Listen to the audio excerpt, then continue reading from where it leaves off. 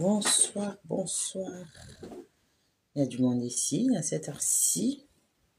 Enfin, bah oui, il y a du monde, il n'est que 22h43 ici en France. Je pense qu'ailleurs, il fait jour. Donc, bienvenue.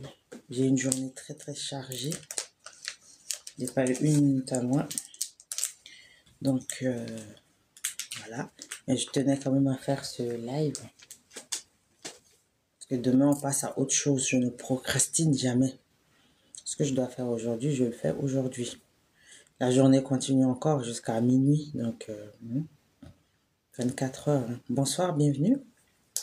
Donc, connectez-vous. Je vous laisse un peu de temps pour vous connecter. Et puis, on va parler de l'arrêt que j'avais déjà montré pendant ma pause tout à l'heure. Hop, on va en parler. C'est rapide, hein. Ça fait 4 pages quand même, mais c'est assez rapide. Là, je vais résumer, je ne lirai pas.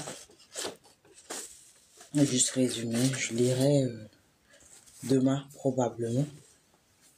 Pour ceux que ça intéresse, bienvenue à vous. Alors, je regarde qui se connecte. Est-ce que je reconnais des gens? Est-ce que j'en reconnais? Je ne sais pas. Il y en a qui sont déjà abonnés à la page, qui ont déjà regardé mes lives.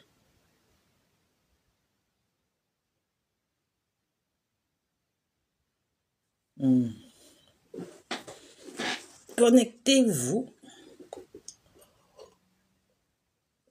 Salut Roland du 54. Comment ça va? La forme. Un peu plus chocolat noir.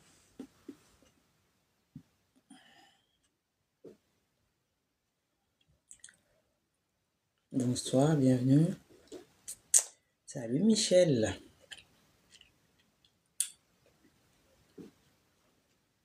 Nadia, bonsoir.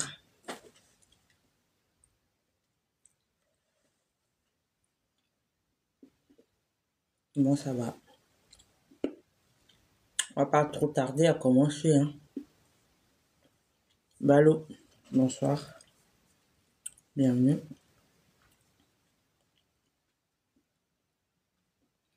Mahmoud.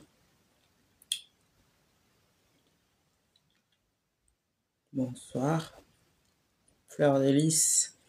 Bonsoir, il y a une chanson quand j'étais enfant qui disait la fleur de lys, boum boum, je t'aime, oh mon amour, jardin de mon cœur, Luis Cepeda, bonsoir, je n'aimerais que toi, toute ma vie, tant que tu me donnes tout ton cœur, et je n'ai jamais aimé une fille comme je t'ai aimé, oh mon amour.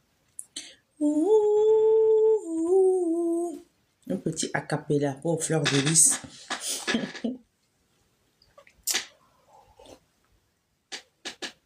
Ça va, il faut se détendre. Hein. Ah.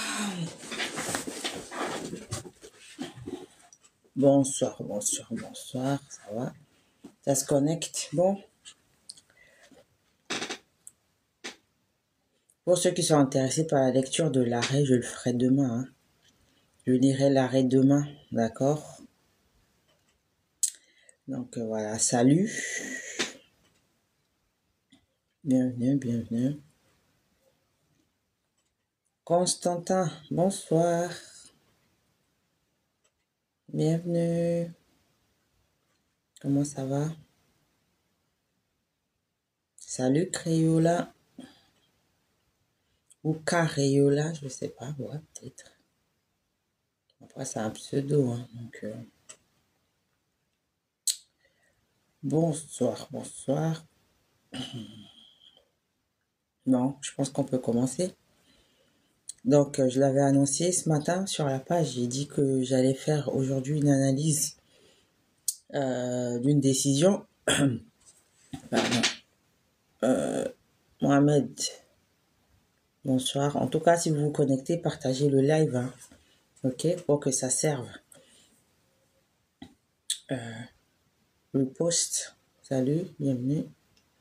Donc voilà, Jenna, salut, salut Dada, bienvenue.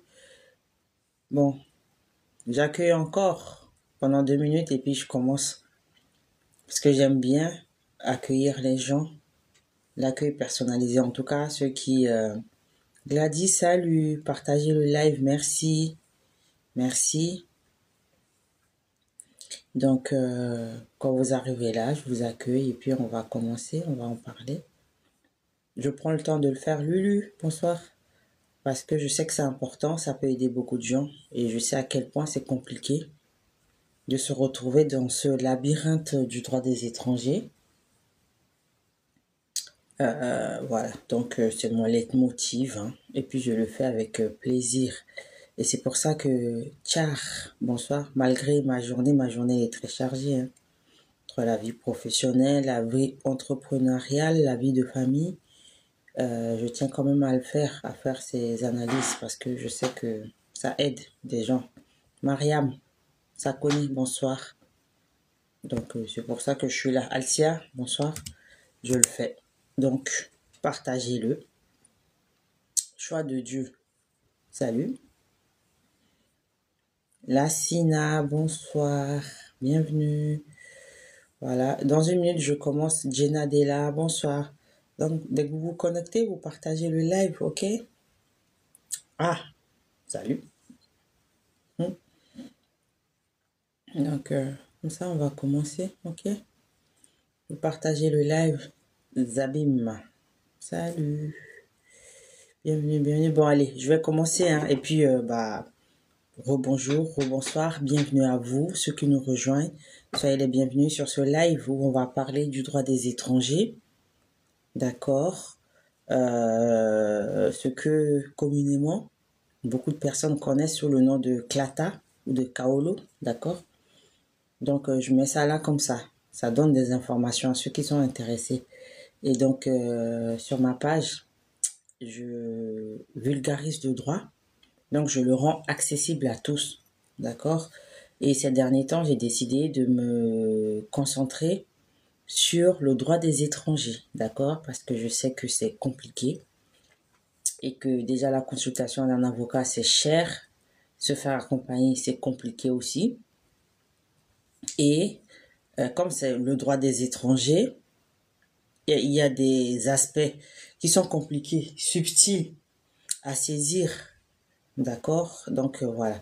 Et juste avant de rentrer dans le vif du sujet, je vous rappelle que ce samedi, il y aura une conférence débat en ligne, hein, justement sur la problématique de l'accueil de l'intégration des femmes primo-arrivantes en France. Je l'ai beaucoup dit, j'ai répété plusieurs fois, mais bon, il paraît que répétition est mère de l'apprentissage. Je sais que les femmes qui arrivent en France rencontrent beaucoup de difficultés par rapport au droit au séjour. Les titres de séjour, les visas valant, valant titre de séjour, visa long séjour, qui arrivent ici, qui se font confisquer certains documents d'identité par les maris. Celles qui arrivent, qui font des enfants, se voient privées ou ne savent même pas que la caisse d'allocation familiale donne une petite allocation, d'accord, pour participer à subvenir aux besoins des enfants. Ce sont les maris qui confisquent tout ça, la CAF, ils prennent, ils ne donnent pas à ces femmes-là, ils ne leur expliquent pas comment les choses se passent. Certaines arrivent, elles ne savent pas qu'il faut valider le visa pour pouvoir avoir un rendez-vous après pour obtenir un titre de séjour, ou alors qu'il faut prendre un rendez-vous longtemps en avance. Maintenant, tout est dématérialisé, les procédures sont compliquées, donc il y en a qui arrivent avec des visas long séjour. Ça, ce sont des cas que j'ai déjà eu, mais qui se retrouvent finalement à être sans papier et tout. Donc, c'est des choses comme ça, des petites choses qui pourrissent quand même la vie, qui pourrissent l'existence, hein, de ces femmes-là. Et c'est pour ça que j'ai décidé de prendre le problème sous cet angle-là, du point de vue de la femme, d'accord, qui vient d'arriver en France. Cela n'exclut pas celles qui sont déjà là et qui peut-être se perdent aussi dans ce droit des étrangers, hein. Alors, mon code, il va... Il doit rester, il est quelque part. En tout cas, bon, le code de l'entrée du séjour des étrangers du droit d'asile, je l'ai montré déjà plusieurs fois. Hein. Pour ceux qui sont sur la page, ils savent. Hein. Parce qu'à chaque fois que je fais les cours, je montre. Là, c'est plutôt le code civil, d'accord, mais je vais le montrer quand même parce que le code civil aussi contient des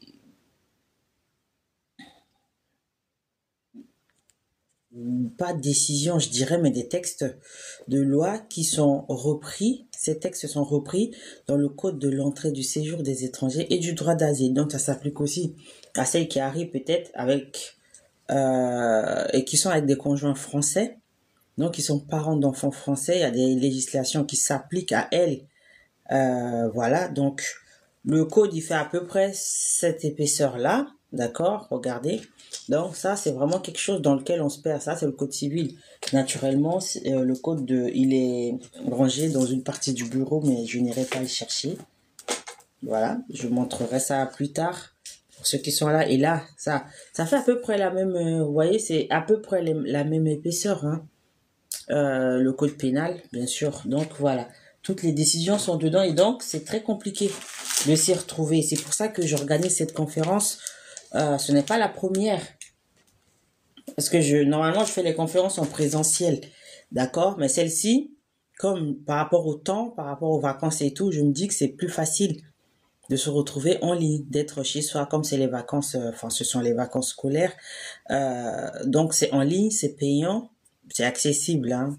Je suis pas déconnectée de la réalité non plus, d'accord? C'est largement accessible. Donc, vous allez sur la page, il y a le flyer, vous regardez, et puis vous vous inscrivez, c'est samedi. Il y a 5 thèmes qui vont être abordés, c'est sur le flyer, et après il y aura une séance de questions-réponses.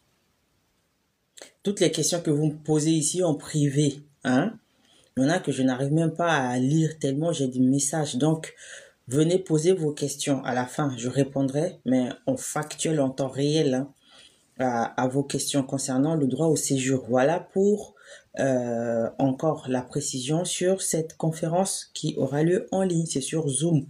Donc, le nombre de places est illimité. Inscrivez-vous. Tout se fait par mail. Hein. L'adresse est aussi sur le flyer et après, vous aurez des précisions une fois que vous aurez payé vos droits d'accès. Voilà, donc pour la conférence. Alors, donc, la décision qui nous tient éveillés à cette heure-ci, c'est une décision, un arrêt de la Cour administrative d'appel de Versailles. Je l'ai rappelé hier et tout à l'heure quand j'ai fait la vidéo d'annonce, je l'ai indiqué aussi. La Cour administrative d'appel est la juridiction sur toutes les décisions, tous les jugements qui sont rendus par les tribunaux administratifs de Versailles, d'Orléans et le troisième, je vous avais laissé le soin d'aller chercher, c'est Cergy-Pontoise, d'accord? C'est la dernière née des 9 cours administratives d'appel qui existent aujourd'hui en France, d'accord? Donc, toutes les décisions qui sont rendues par les tribunaux administratifs de Cergy-Pontoise, d'Orléans et de Versailles peuvent être contestées. Hein, donc, on peut interjeter appel, peut faire l'objet d'un appel devant cette cour administrative d'appel de Versailles. Et c'est dans ce cas qu'on se retrouve avec cet arrêt. Donc, de quoi s'agit-il? Donc, je vais commencer par la procédure. En septembre 2021, le préfet des Hauts-de-Seine, donc avec chef-lieu Nanterre, 92 à Paris, refuse de délivrer un titre de séjour à Monsieur Truc. Il y a des initiales, hein, des noms, mais moi j'utilise des termes voilà courants comme ça facilite la compréhension de l'explication. Donc il refuse de délivrer un titre de séjour à Monsieur Truc. Et par le même arrêté de refus de délivrance de titre de séjour, il lui fait obligation de quitter le territoire français dans un délai de 30 jours. Il fixe un pays de destination et il accompagne cet arrêté d'une interdiction de retour sur le territoire français d'une durée d'1 an. Et Monsieur Truc, une fois qu'il a reçu cet arrêté, il le conteste devant le tribunal administratif de Cergy-Pontoise. Et donc, le tribunal administratif lui donne raison. Et infirme, donc du coup annule l'arrêté du préfet des Hauts-de-Seine. Et le tribunal administratif lui enjoint de réexaminer la situation de M. Truc dans un délai de 2 mois. Donc, le tribunal administratif de Cergy-Pontoise annule l'arrêté du préfet de Hauts-de-Seine. Et donc, le préfet des Hauts-de-Seine, mécontent de se voir taper sur les doigts par le tribunal administratif de Cergy-Pontoise, relève appel de la décision du jugement du tribunal administratif devant la cour administrative d'appel. Donc, ici, la personne qui attaque l'autre, c'est le préfet qui attaque Monsieur Truc devant la cour administrative d'appel. Le défendeur, donc celui qui porte l'affaire devant la justice, devant la cour administrative d'appel, c'est le préfet des Hauts-de-Seine. Ça tranche un peu avec toutes les décisions qu'on a pu analyser jusque-là. Généralement, la personne qui est à l'origine de l'appel ou du pourvoi en cassation, c'est un requérant qui est mécontent d'une décision qui a été rendue à son égard. Là, pour le coup, en 2021, Monsieur Truc qui fait sa demande de titre de séjour, le préfet refuse, lui donne notifie via un arrêté, donc arrêté préfectoral, une obligation de quitter le territoire français avec un délai de départ de 30 jours, avec un pays de destination et avec une interdiction de retour sur le territoire français pendant 1 an. Et donc, Monsieur Truc, il va au tribunal, il dit non, moi je suis pas d'accord avec la décision du préfet, il donne beaucoup de raisons. Et le tribunal lui donne raison, lui, et donc déboute le préfet de l'OQTF, de l'IRTF. IRTF, c'est l'interdiction de retour sur le territoire français. Et le préfet, il dit, je vais pas m'arrêter là, ça va pas se passer comme ça. Donc, c'est lui qui relève appel de la décision, donc du jugement du tribunal administratif de Cergy-Pontoise devant la cour administrative d'appel de Versailles. Voilà pour la procédure, d'accord? Et comme d'habitude, je présente la procédure, je vais présenter la conclusion, je vais présenter les faits. Et si on a le temps, si je suis pas très fatigué encore, je vais lire la totalité de cette décision. Sinon, je le ferai demain, éventuellement, si tout va bien, avant de commencer une autre analyse. Voilà. Donc, la première remarque qu'on peut faire ici, c'est que cela sort de l'ordinaire. Parce que c'est le préfet qui conteste un jugement du tribunal administratif. C'est rare, mais ça arrive. Ça arrive souvent que les préfets soient déboutés. Et donc, que les tribunaux infirment leur décision et ça ne les contente pas. D'accord? Et donc, ils vont aller au bout. Il y en a qui abandonnent, qui laissent tomber parce que soit ils n'ont pas de personnel, soit le risque de perdre l'affaire est très élevé. Mais le préfet des Hauts-de-Seine, les Hauts-de-Seine sont un département, en tout cas, où c'est compliqué d'obtenir un titre de séjour Nanterre. J'ai fait une partie de mes études à la fac de droit à Nanterre, d'accord?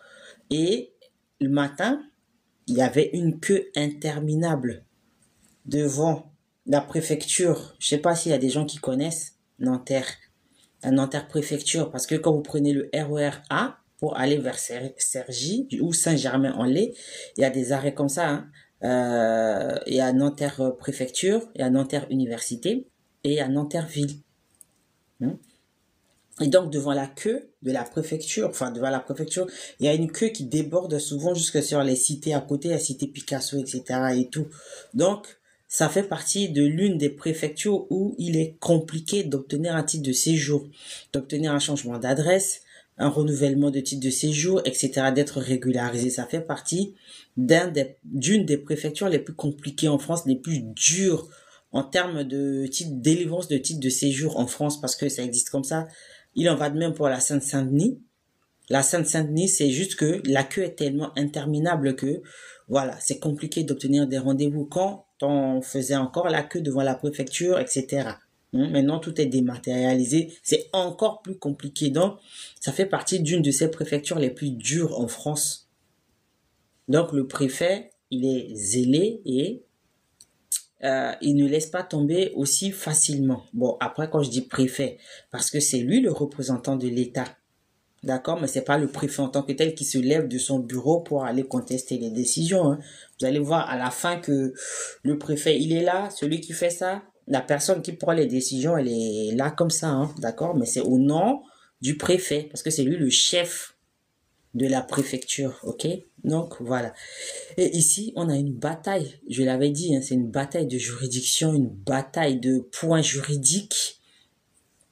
Je vais pas expliquer ça ce soir, mais peut-être que j'en parlerai demain. Là, il y a un appel incident. Il y a l'effet dévolutif de l'appel. Je l'avais déjà expliqué dans l'une de mes vidéos.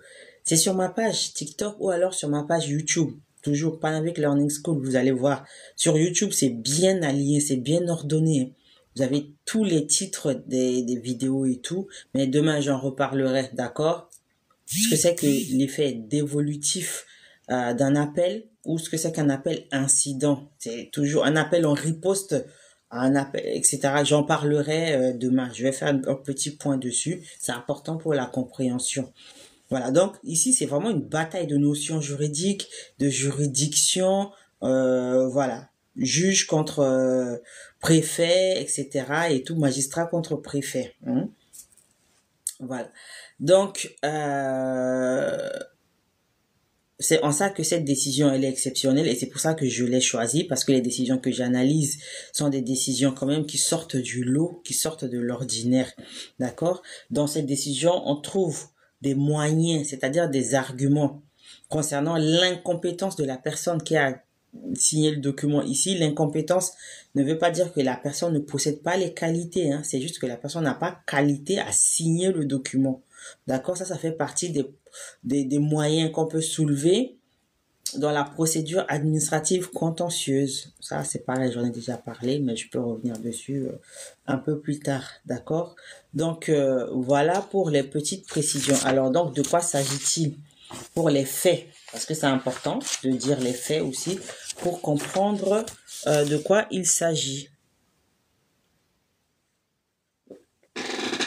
Alors, merci à ceux qui partagent le live ou qui like, hein, d'accord? Enfin, vous pouvez aimer et puis partager pour que ça serve à d'autres. Alors donc, ce qui se passe, c'est que il s'agit ici de Monsieur Truc. C'est un ressortissant guinéen, d'accord, qui est né en 2003 et arrivé en France, il a été confié à l'aide sociale à l'enfance, à l'ASE, d'accord, pour ce qu'on appelait auparavant DAS et tout. Voilà. Merci à ceux qui partagent. Cécile, Nkak, Ludwine, Azamonso, merci de liker et puis de partager. Merci la dimension. Et donc, il a été confié à l'ASE à partir de 2019. Il est arrivé. Lui, il est né en 2003 et il a été confié à l'ASE en 2019. Donc, avant qu'il n'ait 16 ans, il était encore mineur.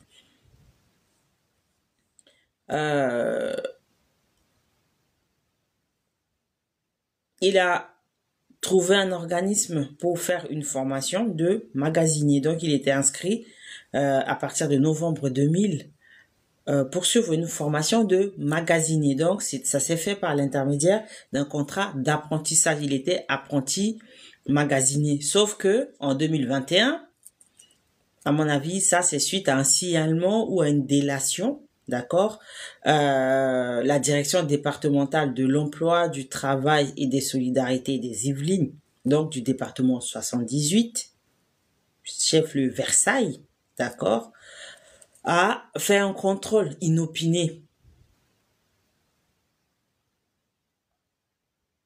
dans l'entreprise où ce jeune effectuait son apprentissage. Et donc, les inspecteurs ont obligé cette entreprise à licencier, en gros, c'est ça, arrêter le contrat d'apprentissage de Monsieur Truc. D'accord? Bon, de toute façon, hein, les raisons, vous savez, hein, il parle de manquement aux dispositions du Code du travail.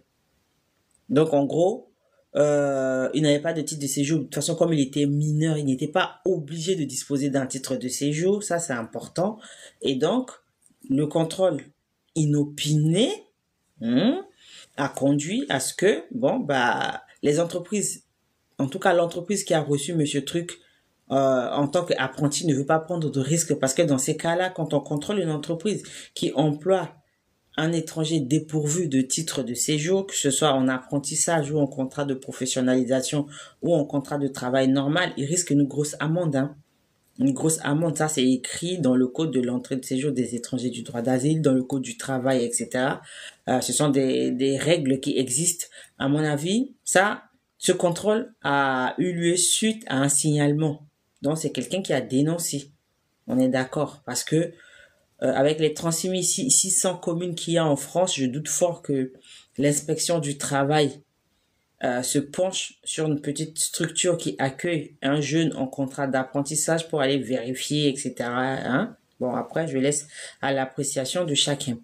Et donc, comme ça ne dépend pas de lui, il est parti, il a changé d'entreprise, il a trouvé une autre entreprise. Parce que là, on parle de structure pour ne pas citer d'entreprise en particulier. Donc, en 2023, de toute façon, il a trouvé une autre structure pour continuer son apprentissage parce que ça prend du temps quand même, hein, pour démarcher, pour aller en entretien, pour présenter son dossier, expliquer son parcours pour que l'entreprise accepte de le prendre à nouveau en apprentissage. Et donc, il a trouvé un employeur qui a accepté à nouveau de lui faire signer un contrat d'apprentissage.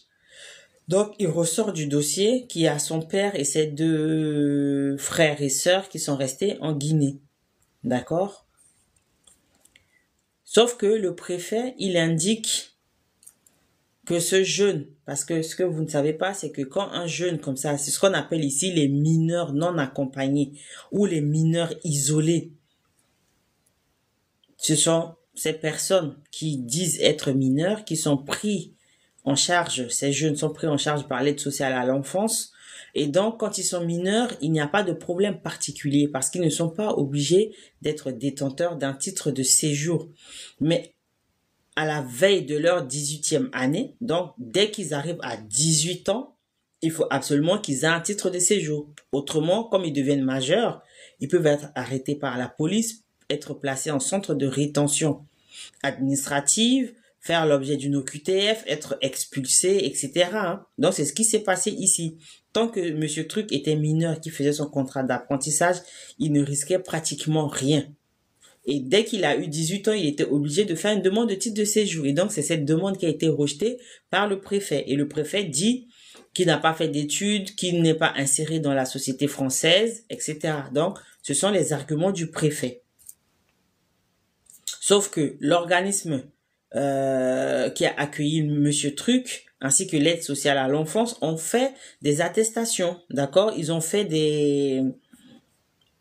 une sorte de déclaration sur l'honneur pour indiquer que, de toute façon, ils font des rapports parce que quand il devient majeur, il faut faire un rapport sur son parcours, son suivi, etc. pour blinder son dossier, pour aller faire sa demande de titre de séjour. Et donc, dans le rapport, il ressort que Monsieur Truc, depuis qu'il est arrivé en France, il s'est investi dans l'accompagnement éducatif qui lui a été proposé. Il suit sa formation avec sérieux.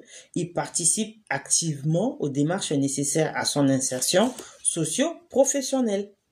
Donc, dans le rapport de l'ASE, de la première structure d'accueil, de la seconde structure d'accueil pour son contrat d'apprentissage, on se rend compte que c'est un jeune homme qui n'est pas un délinquant, qui fait pas de bêtises, qui va à l'école, qui fait ses études, qui fait son contrat d'apprentissage. Il est sérieux, il est régulier, hein, il suit bien sa formation. Et donc, le fait que le préfet refuse de lui délivrer un titre de séjour, c'est qu'il méconnaît des dispositions du Code de l'entrée du séjour et des étrangers qui de toute façon, précise bien que quand un jeune mineur non accompagné se retrouve dans cette situation, qu'il a une formation, qu'il a une qualification, il faut réexaminer sa situation, analyser la situation actuelle du jeune et éventuellement lui donner un titre de séjour. Et c'est pour ça que la décision du préfet est illégale. Et donc, c'est pour cette raison que le tribunal administratif de Cergy-Pontoise a annulé l'arrêté du préfet qui refuse de donner le titre de séjour à ce jeune qui lui a notifié une OQTF et qui lui a collé une interdiction de retour sur le territoire français. Voilà. Donc, voilà pour les faits. Et donc, dans l'appel du préfet, c'est-à-dire il conteste l'obligation, parce que quand le tribunal administratif a annulé son arrêté, le tribunal lui a enjoint, c'est-à-dire il a obligé à réexaminer le dossier de Monsieur Truc dans un délai de 2 mois. Donc lui, il refuse. Et c'est pour ça qu'il va voir. Donc il va au niveau supérieur. Il va voir la cour administrative d'appel pour dire que c'est un jeune qui est arrivé, qui n'a rien fait, qui n'a rien foutu. Donc, il n'a pas sa place en France. Et la cour administrative d'appel analyse le dossier et dit que non, parce qu'il a fait ses études avec sérieux, il a préparé son CAP et c'est pas de sa faute si la première partie de sa formation a été interrompue, c'est parce qu'il y a eu un contrôle de l'inspection du travail et donc qui a forcé l'organisme d'accueil à annuler, donc à mettre fin à son contrat d'apprentissage. Il aurait pu baisser les bras et dire, bon, ok, tant pis, voilà, je laisse tomber. Non, non, il s'est battu, il a encore trouvé un autre contrat d'apprentissage.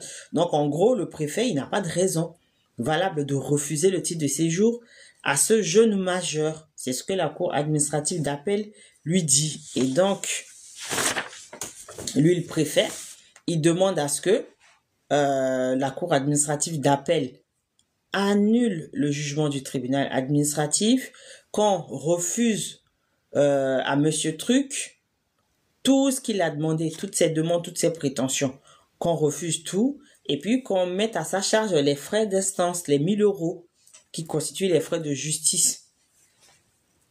Voilà ce que le préfet a demandé. Et donc, quand le jeune homme, il a fait sa demande de titre de séjour, que la demande a été refusée par le préfet, lui, il est allé devant le tribunal administratif et voilà ce qu'il a dit.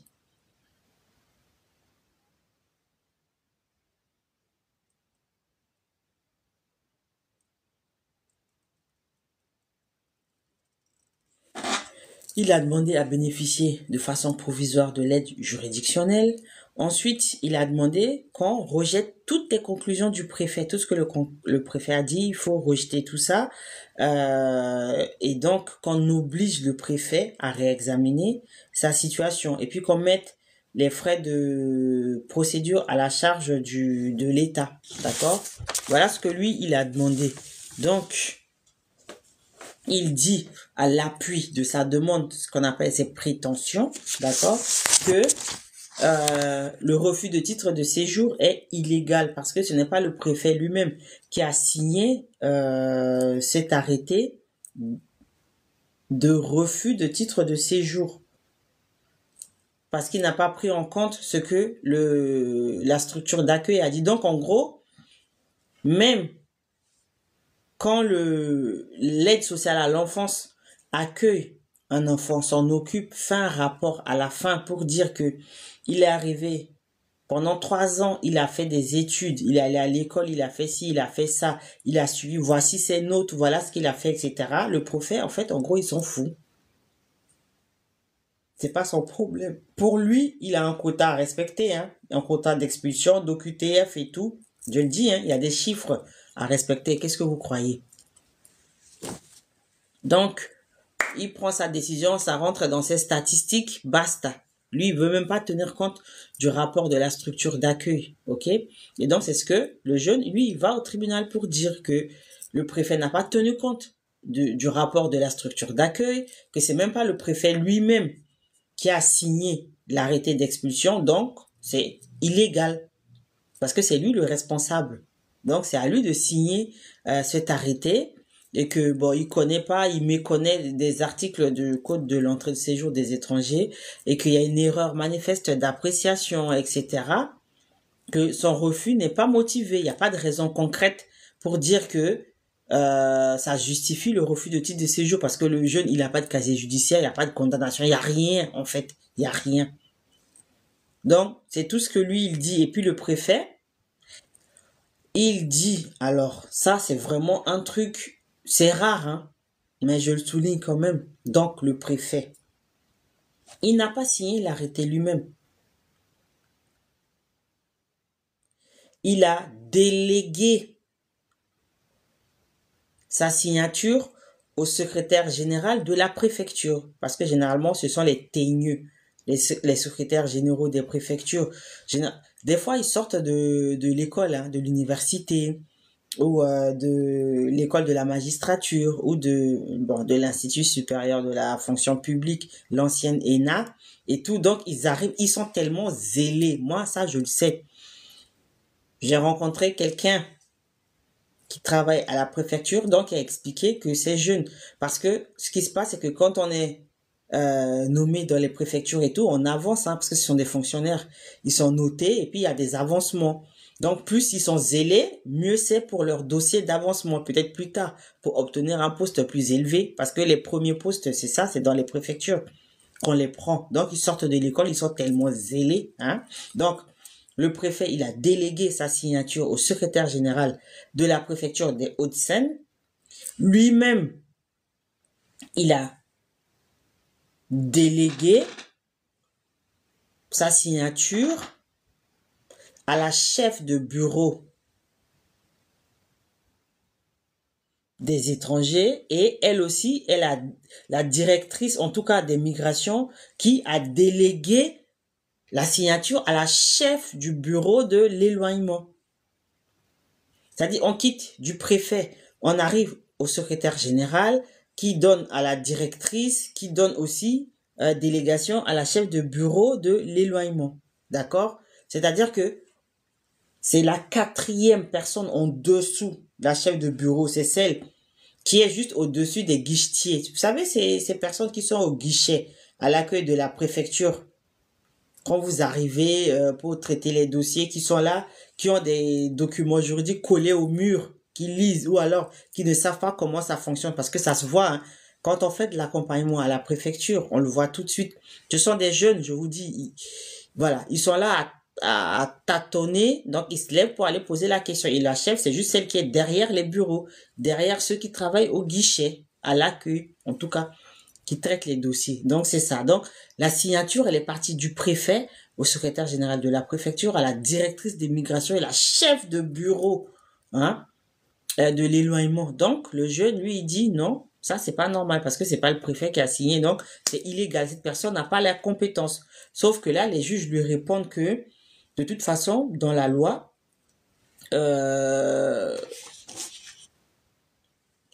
l'article R 811-10 du Code de justice administrative prévoit que le préfet présente devant la cour administrative d'appel les mémoires et observations produits au nom de l'État lorsque le litige est né de l'activité des services de la préfecture dans les matières suivantes. On cite les matières concernées, entrée, séjour des étrangers en France. C'est-à-dire que lorsqu'un étranger conteste une décision de la préfecture et que la décision ou le litige arrive devant la cour administrative d'appel, c'est le préfet qui doit présenter le mémoire, les observations, c'est-à-dire le document dans lequel on dit on conteste ci, on conteste ça, on cite les articles de loi, etc. et tout ça. C'est le préfet qui doit présenter ça au nom de l'État parce que le litige est né de son activité, de sa fonction. D'accord? Et donc, si le préfet, il délègue sa signature, cela signifie en gros que c'est comme si c'était lui qui avait pris la décision, dans la mesure où cette délégation de signature a été publiée en respectant les règles procédurières. En fait, les règles, la procédure dans le recueil des actes administratifs. C'est une sorte de journal où on publie tous les textes, voilà, les textes, bon, on dit actes administratifs en général, hein, donc qui émanent d'une autorité administrative. Les actes unilatéraux, etc. Bon, on va pas rentrer dans les détails. Tout ce que vous devez savoir, c'est que quand le préfet, il consent à une délégation de signature, ça doit être publié, donc de façon régulière. Ici, régulière, ça ne veut pas dire que c'est normal, non, ça veut dire que ça respecte la procédure. Donc, le document, il est imprimé, il est publié et que tout le monde peut consulter. C'est pas antidaté, c'est pas post-daté. Donc, ça veut dire que à partir du moment où le préfet estime peut-être qu'il n'est pas disponible, qui délègue la signature et qui n'a pas révoqué cette délégation de signature, c'est considéré comme valable et c'est ce qui explique toutes ces OQTF à la cron, hein, à la va-vite. C'est parce que ce n'est pas le préfet. Ce n'est ni le préfet, ni le secrétaire général de la préfecture, ni la directrice des migrations, ni même peut-être la chef de bureau, hein, qui prend ces décisions. Je vous l'avais déjà dit, j'ai expliqué ça. C'est juste celui qui est là à l'accueil, je vous dis, c'est celui qui est à l'accueil, qui voit le dossier, qui voit la tête du client, qui colle une OQTF systématiquement. J'ai expliqué ici qu'il y avait une circulaire du ministre de l'Intérieur qui intime l'ordre au préfet de systématiquement, quand il s'agit d'étudiants qui veulent changer de statut, de jeunes qui veulent obtenir un premier titre de séjour, etc., de systématiquement rejeter les demandes de titre de séjour, de leur coller une OQTF et une interdiction de retour sur les territoires. C'est inscrit noir sur blanc dans la circulaire. Je l'avais déjà montré ici. Donc, il ne se gêne pas dès qu'il y a un jeune. Là, c'est un mineur qui a eu 18 ans, donc qui est obligé d'avoir un titre de séjour. Ils n'ont même pas pris le temps d'analyser le dossier, de lire le rapport de l'ASE, hein, la structure d'accueil qui s'occupe des mineurs non accompagnés et isolés, l'aide sociale à l'enfance. Eux, systématiquement, c'est OQTF, pays de destination, interdiction de retour sur le territoire. Vous voyez, dans toutes les décisions qu'on a analysées, jusque-là, il y a toujours ça. Quand il y a une OQTF, il y a toujours une interdiction de retour sur le territoire parce que c'est ce qui est demandé au préfet dans cette circulaire que je vous ai montré ici. Donc, vous voyez bien que c'est pas le préfet lui-même qui s'assoit, hein, pour examiner le dossier, pour lire les rapports, les notes, les pièces justificatives. Généralement, quand c'est comme ça, l'épaisseur des dossiers, c'est comme ça à la préfecture, mais ils prennent pas le temps de lire, hein, c'est à la tête du client. C'est celui qui est au guichet. Lui, ça, la tête ne plaît pas, tac, et colle. Parce qu'une OQTF, c'est quoi? On va sur les J-France copier-coller, hein. On colle, c'est tout. On ne réfléchit pas. Si vous leur posez la question de savoir c'est quoi une OQTF, quel est son champ d'application, dans quel cas on prend une OQTF, qui ne peut pas être soumis à l'OQTF, etc. C'est précisément le cas de ce jeune, hein. Mais ils n'ont pas le temps de comprendre, de lire, machin, parce qu'ils ont des chiffres à faire. Voilà. Donc, et c'est pour ça que je l'ai déjà dit aussi, les OQTF sont systématiquement, dans 90% des cas, annulés par les juges. Ça n'a pas de fondement parce que ça méconnaît beaucoup de dispositions. On tient pas compte du dossier, on n'analyse pas. Des jeunes qui sortent de l'école, qui sont pressés de gravir les échelons, hein, ils collent ça à tout le monde, à tout va, et ça se casse la figure devant le juge. Donc, voilà ce qui se passe.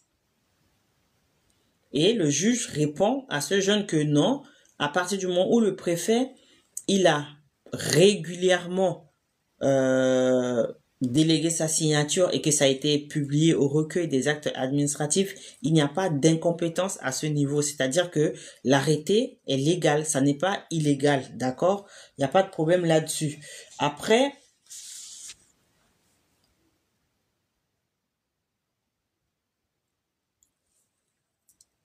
comme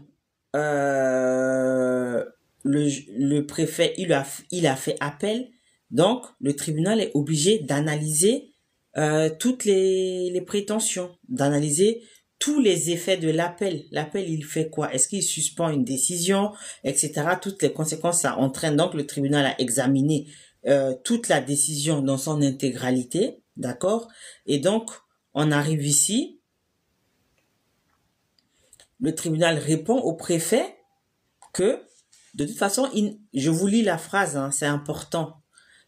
Il résulte de tout ce qui précède, c'est-à-dire on a expliqué tout ce que j'ai expliqué, ça fait partie de 9 arguments. Hein. Vous voyez là, je vous montre, vous voyez là, 1, 2, 3, 4, 5, 6, 7, 8, 9. Il y en a beaucoup. Donc, il résulte de ce qui précède que le préfet des Hauts-de-Seine n'est pas fondé à se plaindre de ce que, par le jugement attaqué, le tribunal administratif de Cergy-Pontoise a annulé son arrêté du 13 septembre 2021. C'est-à-dire que il n'est pas fondé, il n'a pas de raison, rien ne justifie qu'il se plaigne que son arrêté a été annulé parce que Monsieur Truc a raison. Donc on l'oblige. Parce que la phrase, elle est très bien. Hein, c'est dit le présent arrêt, donc l'arrêt de la Cour administrative d'appel, eu égard à ces motifs, implique nécessairement la délivrance à Monsieur Truc d'une carte de séjour portant la mention vie privée et familiale. Il y a lieu d'enjoindre au préfet des Hauts-de-Seine d'y procéder dans un délai de 2 mois à compter de la notification du présent arrêt. D'accord? C'est-à-dire que le tribunal, enfin la cour administrative d'appel arrive à la fin de sa décision, d'accord, de son arrêt, et donc la cour précise que par rapport à tout ce qui a été dit, annoncé, analysé, observé, etc., implicitement, ça dit que automatiquement, naturellement, il faut donner un titre de séjour à ce jeune. Et donc, le préfet, on l'oblige, parce que c'est ça, c'est une obligation. L'injonction, c'est une sorte d'obligation, mais avec un résultat. Hein. C'est une obligation de résultat. Donc, c'est une forme de commandement, c'est un ordre. On donne un ordre. On donne l'ordre au préfet de donner, c'est même pas de réexaminer la situation. Parce que ça, c'est le tribunal administratif qui avait demandé au préfet de reprendre le dossier du monsieur, de regarder tout ce qui a été fait, de réexaminer, de voir s'il n'y a pas moyen justement de lui délivrer le titre de séjour. Le préfet, il a refusé. Il est allé au tribunal. Donc, les juges ont dit, ok, d'accord, comme tu es venu ici, je t'ordonne de lui donner le titre de séjour. Il n'y a même plus à examiner son dossier. Là, on passe au niveau supérieur, c'est la vitesse supérieure. On lui dit, t'as pas le droit de te plaindre, le tribunal t'avait dit de réexaminer sa situation. T'as pas voulu, ok. Dans 2 mois, tu lui donnes un titre de séjour. C'est obligatoire. C'est comme un ordre. Voilà ce que la cour dit en substance au préfet des Hauts-de-Seine.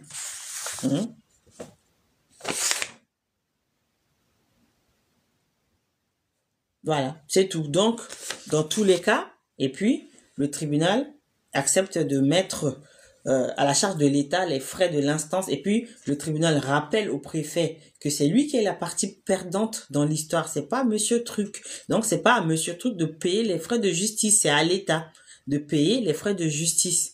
Donc, voilà en gros ce que la cour administrative d'appel de Versailles a répondu au préfet qui s'est plaint justement parce que le tribunal administratif lui a ordonné de donner un titre de séjour, donc de réexaminer la situation de Monsieur Truc. Il a refusé, il est parti là-bas, il s'est fait taper sur les doigts. Donc, je le dis, ça vaut la peine de se battre pour ses droits parce que l'administration ne gagne pas forcément toujours, ok? Tant que vous êtes dans la légalité, dans les règles, vous faites ce qu'il faut, vous vous battez pour vous insérer, pour vous en sortir professionnellement, socialement, sur le plan des études, etc. Vous allez au tribunal, rien ne va vous bloquer. C'est argument contre argument. Il y a les preuves. C'est ça qui est bien en France, c'est que tout est notifié. Il y a des preuves pour tout. Vous faites des études, vous avez des relevés de notes, vous avez un dossier d'inscription, vous avez une carte d'étudiant. Là, le contrat d'apprentissage, il y a un document, il y a le nombre d'heures, il y a les horaires, il y a les thématiques, les connaissances, les compétences qu'il va acquérir, etc. Donc, c'est consigné dans un dossier. Et quand c'est l'aide sociale à l'enfance qui suit quelqu'un, c'est pas n'importe quoi, c'est une administration. Ce sont des assistantes sociales, ce sont des travailleurs sociaux, des gens qui sont formés, qui ont des diplômes, qui travaillent, qui font de l'accompagnement, qui voient ces gens tous les jours. Il y a des horaires qui sont imposés, il y a des contraintes, il y a des obligations de formation, etc. Donc, si ces personnes travaillent, généralement, ces trucs, c'est de la passion, c'est un sacerdoce, hein. C'est même pas un travail.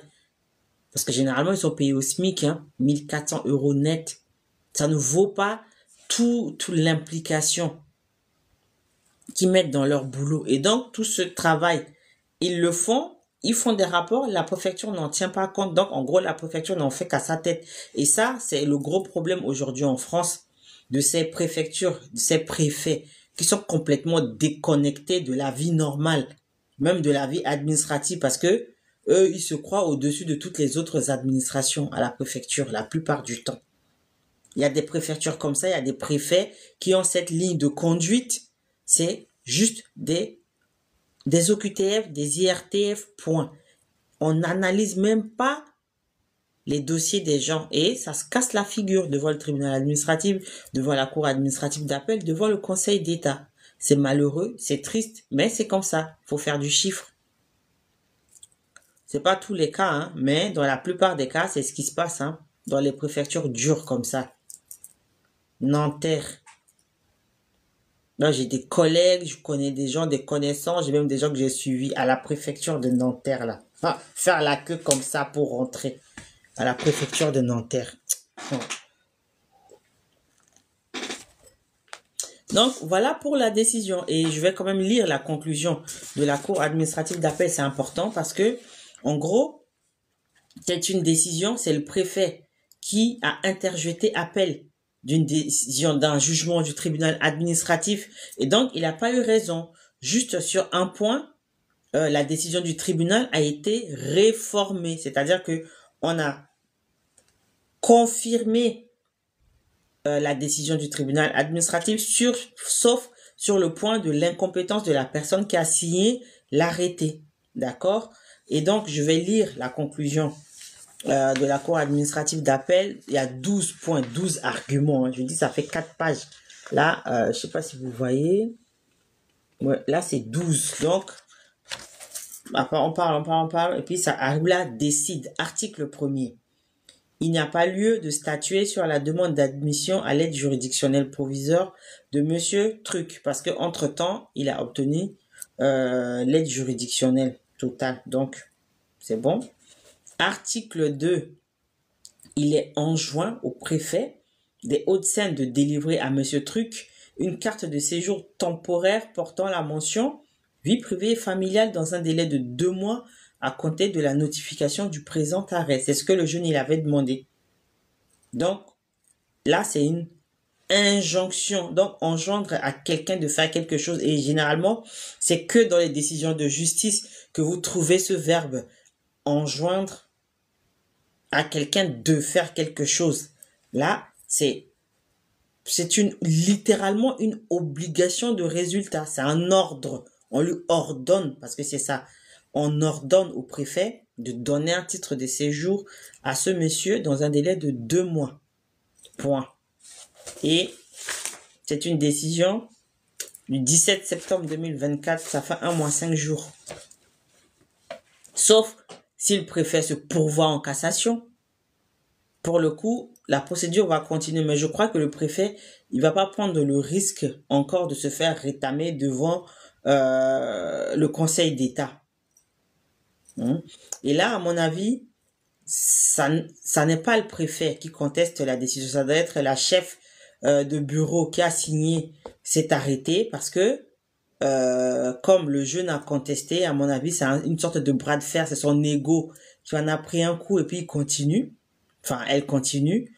Et puis, généralement, dans les préfectures, les chefs de bureau, ce sont des femmes. Les directrices des migrations, ce sont aussi des femmes. C'est les plus virulentes en termes de décision dans les préfectures. J'en ai connu une, mais bon. Comme j'ai accompagné du monde tout le temps, elle a fini par me repérer. Mais elle est partie de la préfecture, elle est partie ailleurs. Je sais où elle est partie, mais c'est toujours comme ça. Quand vous la voyez, c'est pas pour dénigrer, hein, mais bon. C'est une personne, quand vous la regardez physiquement, vous pouvez comprendre. Voilà quoi. Bon, on est sur Internet, hein, pardon. Et en plus, comme je parle en français, voilà. Donc, article 3. Le jugement, du tribunal administratif de Cergy-Pontoise est réformé en ce qu'il a de contraire au présent arrêt. Donc, c'est juste cette partie où on soulevait l'incompétence de la personne qui a signé l'arrêté par rapport à la délégation de signature. Comme là, on a vérifié que la délégation figurait bien dans le recueil des actes administratifs. Donc, cette partie-là, le tribunal s'est trompé et, pardon. Donc, la Cour modifie juste cette partie et c'est ça qu'on appelle un jugement réformé. On réforme, on reprend, une partie, on la modifie. Voilà. Article 4, l'État versera à machin la somme de 1000 euros, voilà, au titre des frais d'instance ou aux dépens, voilà. Hein. Mais de toute façon, c'est pas lui la partie perdante, donc c'est les frais d'instance qui sont pas compris dans les frais de procédure normale. Article 5, la requête du préfet des Hauts-de-Seine est rejetée. Article 6, donc article 6, le présent arrêt sera notifié au ministre de l'Intérieur et des Outre-mer, à Monsieur Truc, à Maître Machin. Copie en sera adressée au préfet des Hauts-de-Seine. Donc, vous qui habitez dans les Hauts-de-Seine, département 92, Nanterre, chef-lieu Nanterre, Rueil-Malmaison, c'est ça, Nanterre-Ville, Nanterre-Préfecture, Nanterre-Université, Rueil-Malmaison, la Garenne-Colombe, par là pour Nanterre, là. On quitte Saint-Lazare, ça reste dans le 8e, si je ne dis pas de bêtises. Anère-Gennevilliers, Pont-Cardinet, on reste encore à Paris. Je connais parce que, comme je l'ai dit, j'ai été à la fac de droit à Nanterre aussi.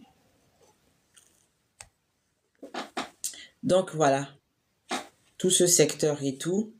Coucou, ça va? Salut. Donc, si vous habitez dans le 92, vous savez ce qu'il vous reste à faire. Si vous avez des décisions, surtout des arrêtés qui ne sont pas personnellement signés par le préfet, vous voyez en dessous des décisions, je vous en montrerai une ici. C'est écrit PO, hein, par ordre. Donc, c'est une délégation de signature que vous voyez que ce n'est pas le préfet qui a signé la décision ou l'arrêté. Allez contester devant le tribunal administratif. Il y a des chances que ça aboutisse. Je dis ça, je ne dis rien. Pour ceux que ça intéresse de prendre des rendez-vous en privé, vous pouvez me contacter directement. Et puis, on en parle. Voilà. Donc, j'ai fini de vous parler de cet arrêt de la Cour administrative d'appel de Versailles concernant l'appel. Donc, la contestation d'un jugement du tribunal administratif par le préfet des Hauts-de-Seine. J'ai même le nom du secrétaire général de la préfecture ici, mais bon, je donnerai pas. C'est pas le but. Donc, n'hésitez pas à aller contester ces décisions devant le tribunal. Il y a des chances que vous obteniez gain de cause. D'accord? Voilà, j'ai fini de vous parler. Il se fait tard. Je vous donne rendez-vous demain. D'accord? Pour d'autres aventures. Abonnez-vous à la page. N'hésitez pas à partager le live parce que ça peut aider beaucoup de gens. Ne vous contentez pas juste de regarder, hein, parce que ça peut sauver des vies. Ce sont des vies qui sont en jeu. Là, c'est un jeune. Hein. Il s'agit de la vie d'un jeune. S'il avait juste baissé les bras, bah c'est fini. Il se serait retrouvé quelque part, sans avenir, sans espoir, etc. Et là, il a fait les choses bien, dans les règles. Il a suivi la formation, il a eu son contrat d'apprentissage. Bon, les gens ont voulu lui mettre des bâtons dans les roues. Il n'a pas baissé les bras. Et c'est en ça que moi aussi, je loue son courage. Le premier contrat d'apprentissage a été arrêté, indépendamment de sa volonté, suite au contrôle de l'inspection du travail, mais il n'a pas baissé les bras. Il s'est pas dit, ok, d'accord, c'est fini, c'est trop tard, je ne pourrais pas trouver un autre contrat, c'est fini, je laisse tomber. Non, il n'a pas baissé les bras. Il s'est retroussé les manches, il est reparti, il a trouvé un autre contrat. Et c'est ça qui lui sauve les miches, là. Ça lui sauve les fesses. Donc, battez-vous, retroussez-vous les manches. Si je suis là à 23h42, en train de parler d'une décision de justice, c'est parce que je sais que ça peut aider beaucoup de gens. D'accord? Donc, partagez le live, ça peut aider beaucoup de gens. N'oubliez pas, ce samedi, en ligne, il y a une conférence sur la problématique de l'accueil et de l'intégration des femmes primo arrivantes en France. Allez vous inscrire. Venez poser vos questions. Il y a une séance de questions-réponses à la fin. D'accord? Donc, merci à ceux qui ont partagé le live. Merci à ceux qui se sont connectés. Pour le suivre, je vous donne rendez-vous demain. D'accord? Passez une bonne nuit. Ciao, ciao. Bonne nuit.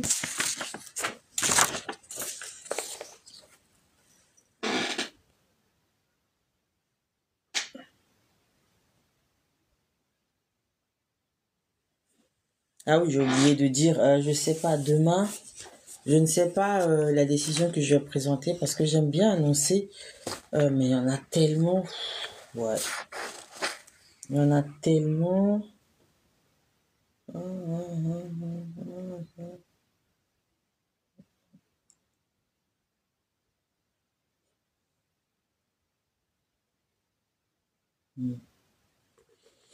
Non, on en parle demain. Faut que vous vous connectiez, d'accord? Abonnez-vous. Et puis restez connectés. Je vous donnerai l'info demain. D'accord? Allez, bonne nuit. Ciao, ciao.